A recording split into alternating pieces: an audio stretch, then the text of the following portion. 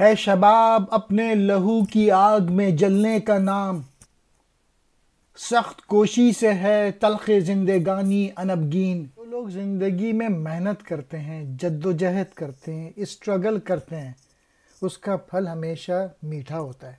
اصل مزہ جو ہے وہ جد و جہد کرنے میں، محنت کرنے میں۔ جوانی کیا ہے؟ محنت کرنے کا نام ہے، سخت محنت کرنے کا نام۔ اور جتنی زیادہ انسان سخت محنت کرے گا اتنی زیادہ اس کی زندگی شہد کی طرح ہوگی۔ پاکستان میں ایک پولیٹیکل لیڈر ہے جو کہ آج کل وزیر اعظم بنا ہوا ہے۔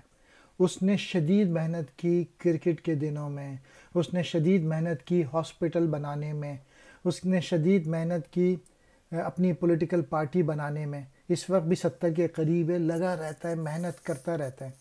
لائف تو اسٹرگل ہے اور کچھ نہیں۔ تو جو بھی لوگ آگے بڑھنا چاہتے ہیں انہیں محنت کرنی ہوگی۔